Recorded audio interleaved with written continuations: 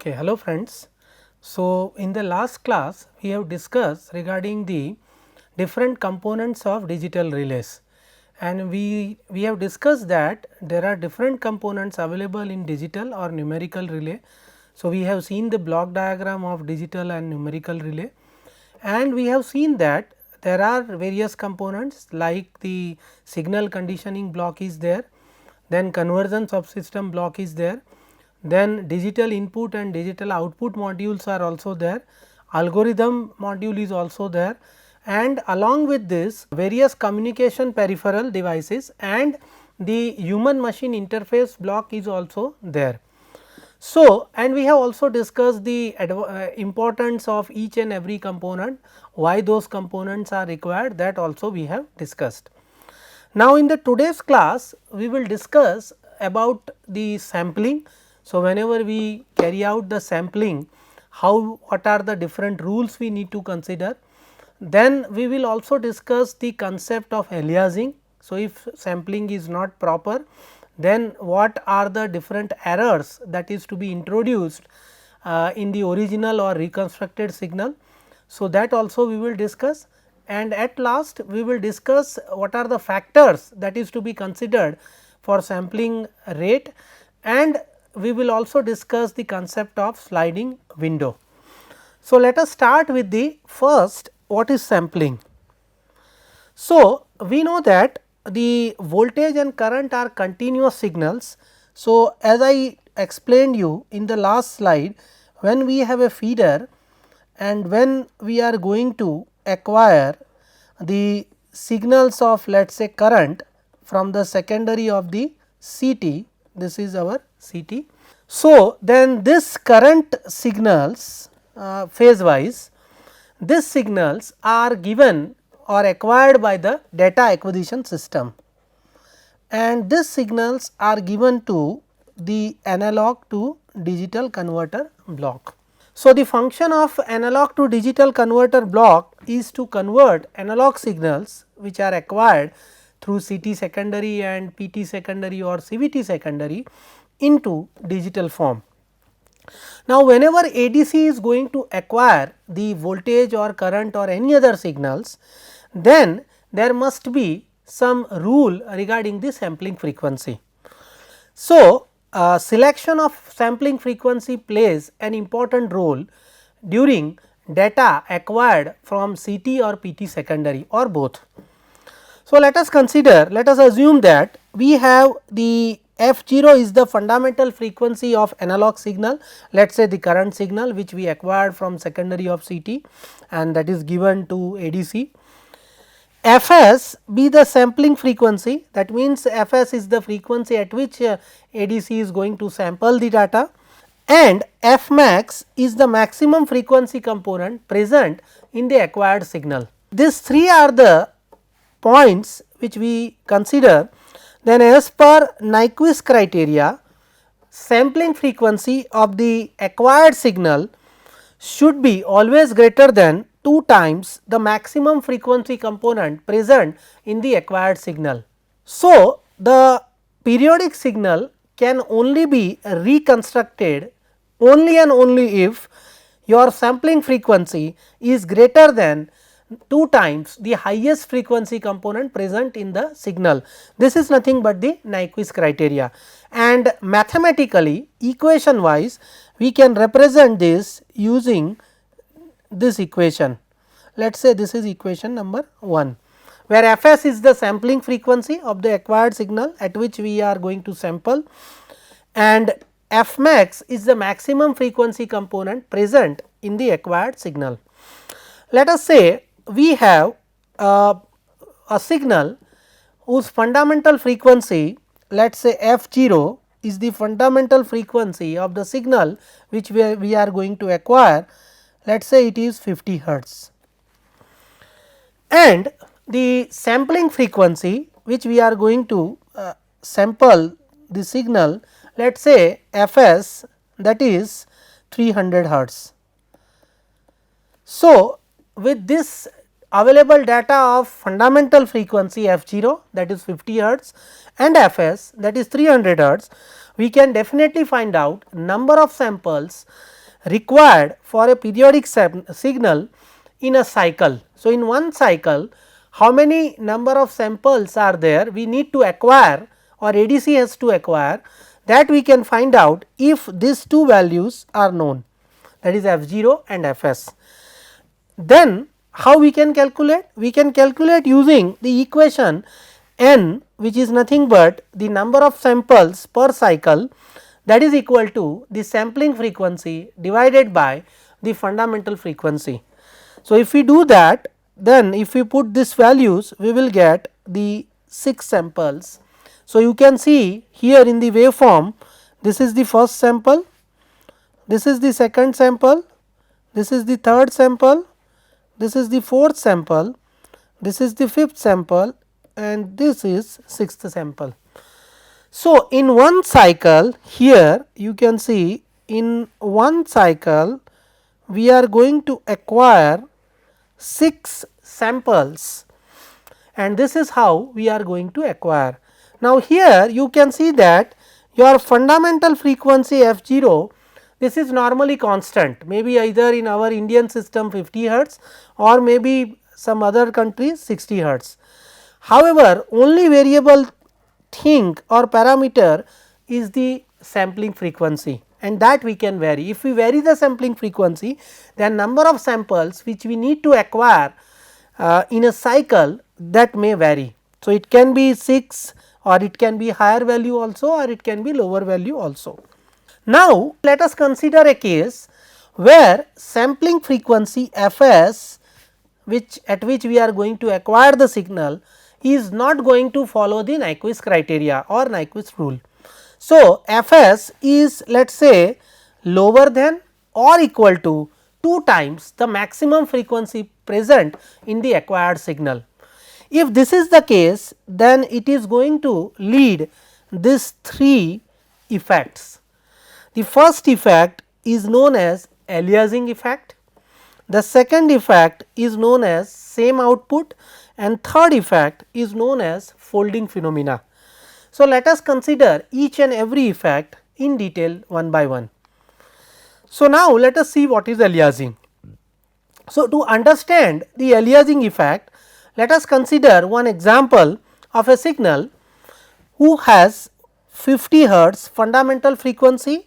So, your f0 is 50 hertz, and this signal is sampled at a sampling frequency of 200 hertz, and maximum frequency component present in this signal is, let us say, 250 hertz.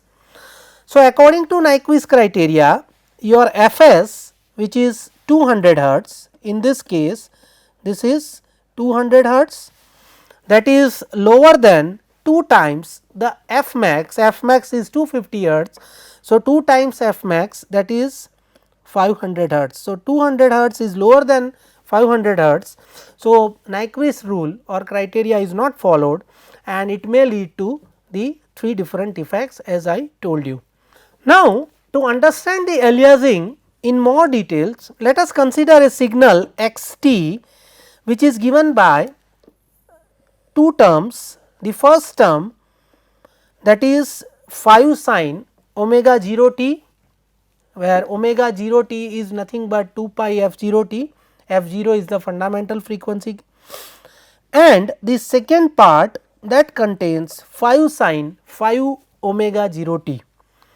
So, if I plot this x t signal, which contains 2 parts 1 and 2, one is 5 sin omega 0 t and other is 5 sin 5 omega 0 t, then this signals looks like this, where on x axis we have the time in millisecond, and on y axis you have the amplitude. Let us say we are acquiring current quantity, so let us say ampere. So, this signal x t looks like this. Now, if I plot only the first part of this signal x t, that is 5 sin omega 0 t, then this looks like this, and you can see that you have time on x axis. So, in one cycle, that is 20 millisecond, you can see here this is one cycle, it will have only one sinusoidal signal, right, and its amplitude is, that is 5. Now, if I plot second part of x t, then second part of x t looks like this, that is 5 sin 5 omega 0 t. So, again you can see on x axis you have 5 sinusoidal waves are available in 20 millisecond, compared to earlier case you have only one sinusoidal wave in 20 millisecond, right. Moreover, amplitude is also 5, and if I combined both part 1 and part 2 of x t, then you will have the signal which looks like this.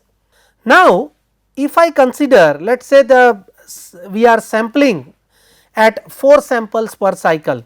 So, as I told you, my f 0 is 50 hertz and my sampling frequency, we are sampling the this signal at f s is equal to 200 hertz, which is not going to follow the Nyquist criteria. So, if I take 200 by 50, then you will have number of samples in one cycle. So, that comes out to be 4. So, in on time axis, as I told you, we have 20 millisecond. So, we can say that for 4 samples in a cycle, if we have 20 millisecond, then for one sample we have obviously 5 millisecond. So, at every 5 millisecond we have to acquire the sample, and total sample we have to acquire are 4 in one cycle. So, if I just tell you the original signal x t, right, this is our signal x t. So, if I tell you this signal we are going to acquire 4 samples at every 5 millisecond, then this is your first sample, this one.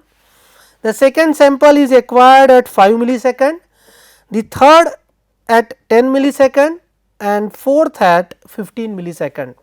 So, this is going to complete your number of samples in a cycle, that is 4. So, obviously, we are going to acquire these samples one by one, and whenever this is the next sample, when it is available, again another 4 samples, again another 4 samples, like this. Now, you can see that if I plot both the parts of x t together, the first term, that is 5 sin omega 0 t, and second part you can see that is 5 sin 5 omega 0 t, then this both are superimposed together and it looks like this. So, this is your red color is your first part and blue color is your second part of our signal x t. So, you can see that here I have shown both the parts of x t, along with I have also shown the sampling instant. This is your first sample, second, third and fourth, and again next sample, this is your next sample. So, you can observe from these two diagrams with sampling instances that the fifth harmonic component, that is this blue one, that will take an alias of the fundamental component. So, that means that is going to hide behind the fundamental component. So, if I consider the same signal, red one, your first part 5 sin omega 0 t, and second blue one, second part 5 sin 5 omega 0 t, then we can say that your fifth harmonic component will take an alias of the fundamental component. So, you will see that you will find like this, and when you reconstruct the original signal from your whatever available samples in digital form, then it will give you the fundamental component only with double amplitude. So, you can see that amplitude of this, that is 10, whereas our original signal again you can see its amplitude is 5 only. So, we can say that when we are going to reconstruct the signal in which Nyquist rule is not followed, that means your sampling frequency is not greater than 2 times f max. If this rule is not followed, then we will observe aliasing effect, and whatever is the fifth harmonic in this case, that is going to take an alias of the fundamental component. Now, second effect let us discuss, that is known as same output. So, as the name suggests, same output means at every time we are going to have similar output, same value. This is happened when your sampling frequency is equal to or integer multiple of analog signal frequency, then your acquired signals will have the similar output. So, to understand this, let us consider another signal x t, that is given by sin 2 pi 250 t, and this signal let us assume that it is sampled at fs is equal to 500 hertz. You can see that here the f max, that is the maximum frequency component present in this signal x t, that is 250 hertz. So, according to Nyquist criteria, your sampling frequency should be greater than 2 times f max. However, here we have fs that is same as 2 times f max, because your fs is 500 hertz and f max is 250. So, 2 times f max, that is also 500 hertz. So, if this is the case, then you can see from this waveform you will have the 0 value for all samples whatever you are going to acquire. So, this is also an important phenomena, and that is why we need to consider this Nyquist criteria while selecting the sampling frequency of the acquired signal. Now, the third important effect is known as folding phenomena. So, folding phenomena is nothing but overlapping of frequency spectra. So, this is going to happen when your sampling frequency is lower or equal to 2 times the maximum frequency component present in the acquired signal. So, in this case, to understand the folding phenomena, let us consider the x t one signal which is given by sin 2 pi 50 t plus sin 2 pi 150 t. So, x t contains two parts, the one part you have sin 2 pi 50 t and second part you have sin 2 pi 150 t. And let us assume three different sampling frequencies, that this signal x t is going to acquired at three different sampling frequency. The first, it is let us say 200 hertz sampling frequency, second let us say it is 300 hertz, and third let us say it is going to acquire at 400 hertz. Now, if we consider the same x t which is acquired at 200 hertz sampling frequency, so fs is 200 hertz, then if I consider the x t, then you can see that we can start from this 0 part here, okay, and then we have the component 150. So, you can go from this, let us say up to 150. So, you can see 0, 50, 100 and 150. So, on both the side you can go up to 150. Then the next part you can see your sampling frequency is 200 hertz. So, I have marked here 200 hertz. So, another line is again at 200 hertz, and from 200 hertz you have to go both the sides minus 150.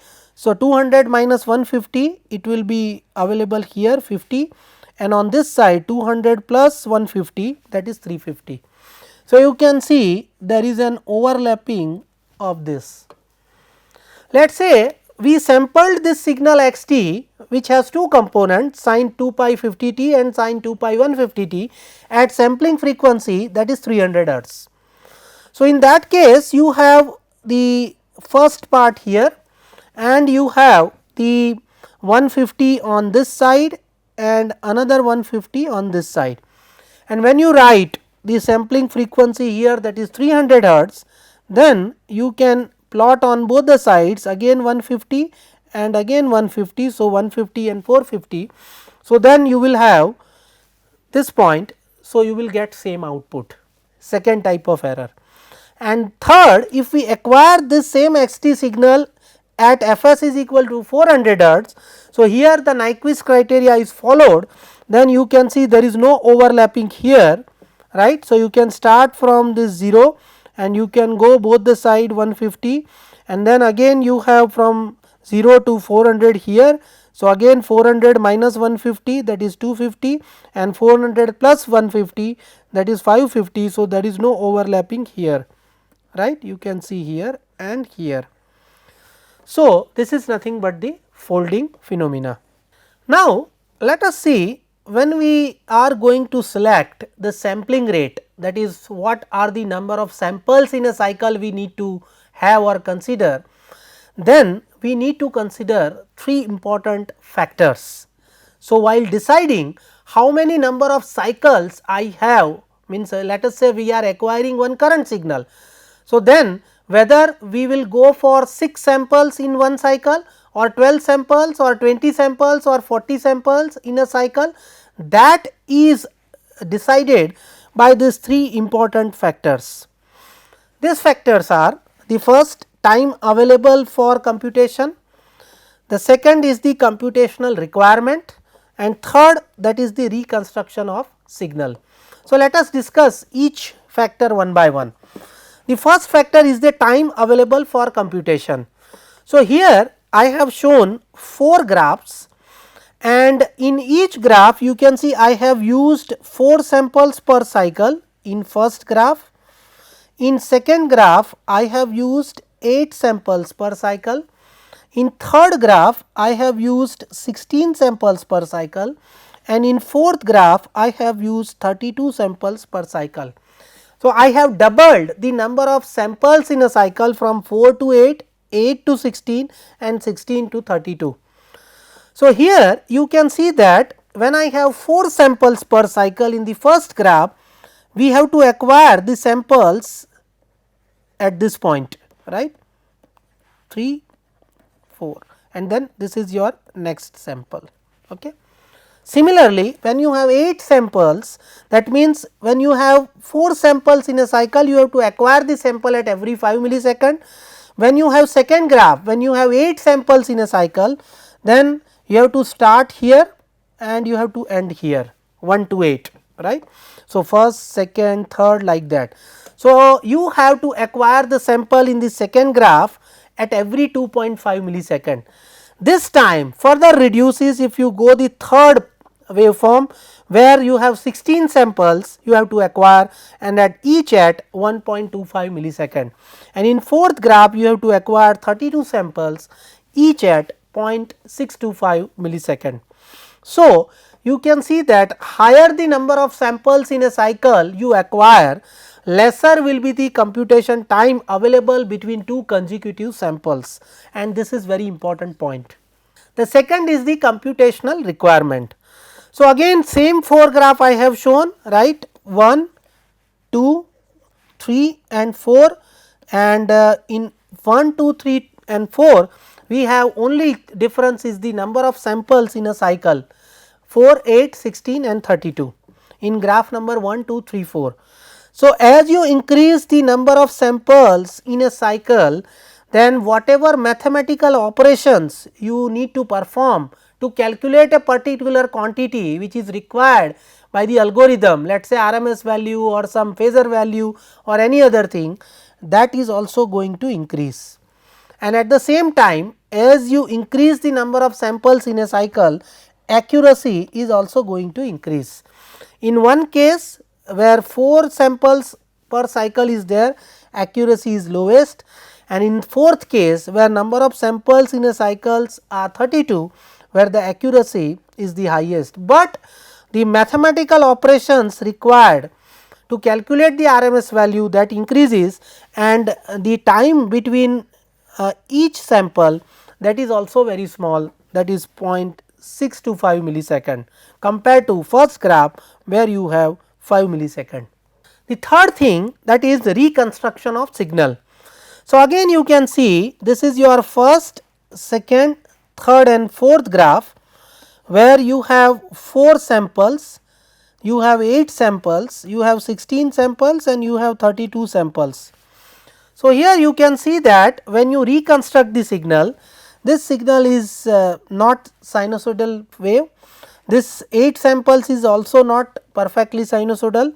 16 you will find few deviations at few points, but 32 it looks like perfect sinusoidal. So, higher the sampling rate provides better reconstruction of the signal, that we can see. So, as we increase the number of samples in a cycle, then reconstruction is better.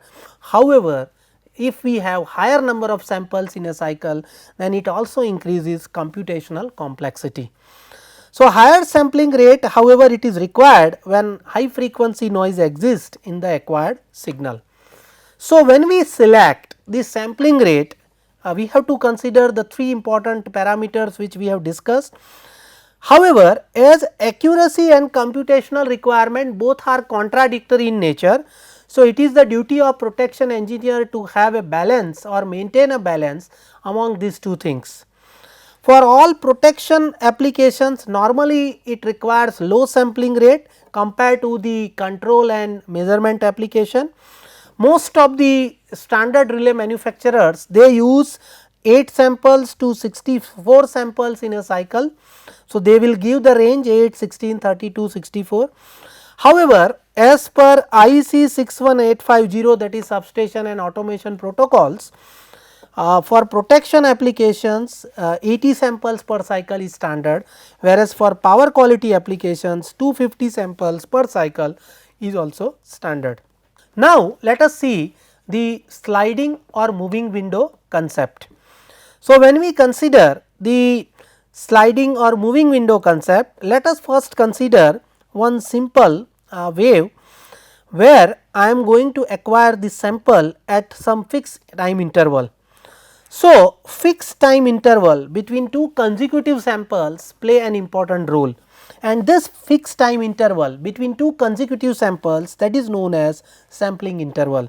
So, here this is my first sample, this is second, third, fourth, fifth and so on. So, you can see the interval between first and second, that is also Ts, between second and third, that is also Ts and so on. So, that is fixed. How do you obtain the sampling interval Ts? It is simply reciprocal of sampling frequency Fs.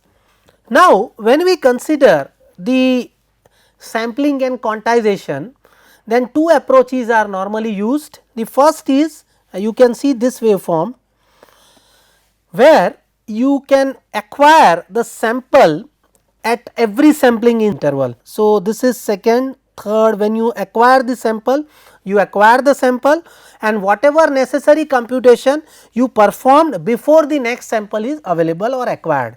So, this is one approach.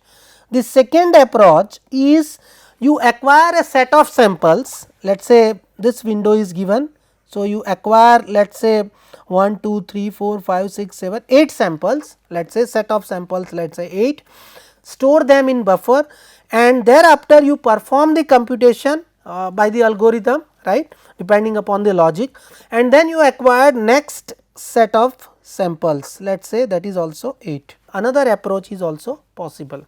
Now, the concept of sliding or moving window. So, here you can see that what is data window or moving window or sliding window. So, data window is nothing but a group of acquired samples where you need to perform some computation or estimation. So, here you can see I have shown this data window 1 which contains 3 samples, let us say 1, 2 and 3. Similarly, you can see another data window that also contains 3 samples, data window 3 that also contains 3 samples. So, in each data window number of samples that remain constant. So, if I consider this, you can see there are 3 samples. Now, whenever next window I considered, let us say this, then you see this sample is discarded and this sample is again moved into the data window. So, you can see again I repeat 3 samples, when I take next window, then number of samples in a window that remains constant, that is 3 here. However, this sample is discarded and this is included. Similarly, if I go further, then this sample is discarded and this is included, like that you can proceed further. So, whenever new sample is available, the a previous sample is discarded and the next sample is included, but keep in mind number of samples in a window that remain always constant. Now, if I consider a window with size of let us say 1 cycle, here 2 cycles are shown, but let us say 1 cycle. So, then you can see this is one data window that contains the let us say samples from first, second, third, fourth, fifth, sixth, 7, 8, 9, 10, 11, 12, 13, 14, 15 and 16. So, 16 samples we have considered in one window. So, in one cycle we have considered 16 samples are available. So, when I take next samples, the first sample is discarded and the next sample 17th sample that is included, right. Similarly, when you further go, then 18 number sample is included and second number sample that is discarded. So, this window is moving or sliding. So, that is why this is known as sliding or moving window concept. So, in this lecture we started our discussion with the sampling and we have discussed that we have to follow the Nyquist criteria, that is sampling frequency should be greater than the 2 times the maximum frequency present in the acquired signal. If it is not followed, then 3 important effects are observed. The first is the aliasing, second is the same output and third is the folding. Then we have discussed the concept of data window and along with that we have also discussed the sliding window concept. And with the sampling we have discussed what are the factors to be considered when we decide the sampling rate. Thank you.